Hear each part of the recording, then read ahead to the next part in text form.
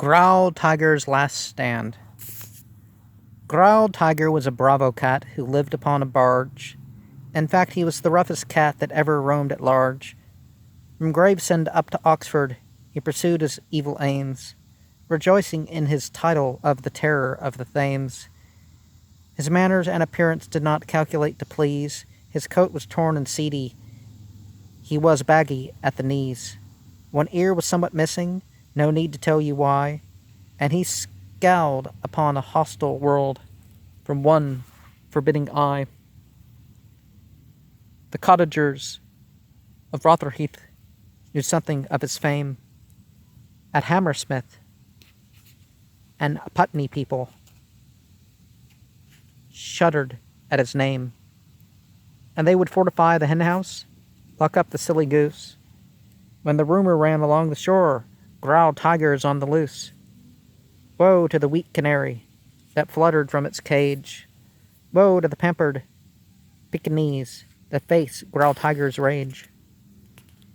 Woe to the bristly bandicoot that lurks on foreign ships, and woe to any cat with whom Growltiger came to grips. But most to cats of foreign race his hatred had been vowed. To cats of foreign name and race no quarter was allowed.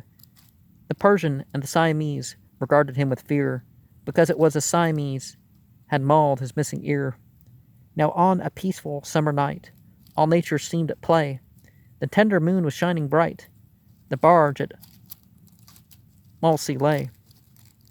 All in the balmy moonlight, it lay rocking on the tide, and Growltiger was disposed to show his sentimental side.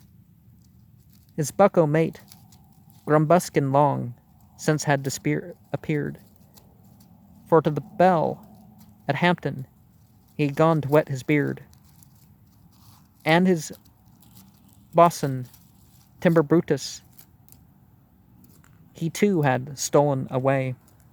In the yard behind the lion, he was prowling for his prey. In the forepeak of the vessel, Growltiger sat alone, concentrating his attention on the lady Griddlebone.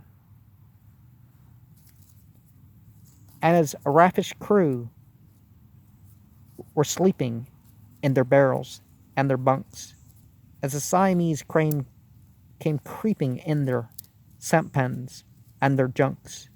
Growltiger had no eye or ear for aught but Griddlebone, and the lady seemed enraptured by his manly baritone, disposed to relaxation and awaiting no surprise.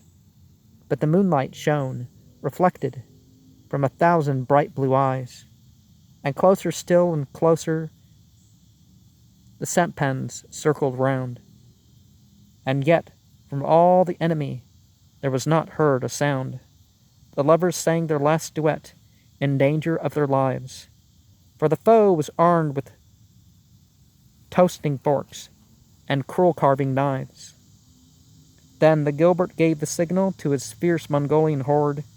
With a frightful burst of fireworks, the Chinks they swarmed aboard, abandoning their sampans and their pull-aways and junks. They battened down the hatches on the crew within their bunks. Then Griddlebone, she gave a screech, for she was badly scared. I am sorry to admit, but she quickly disappeared. She probably escaped with ease, I'm sure she was not drowned. But a serried ring of flashing steel Growltiger did surround. The ruthless foe pressed forward in stubborn rank on rank. Growltiger, to his vast surprise, was forced to walk the plank. He who 100 victims had driven to that drop, at the end of all his crimes, was forced to go kerflip, kerflop.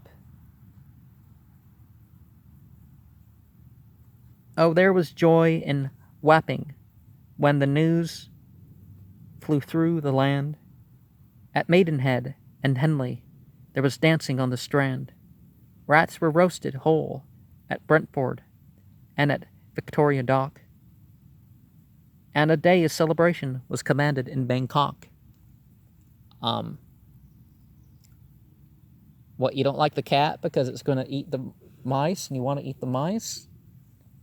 Well, the rats, even worse. But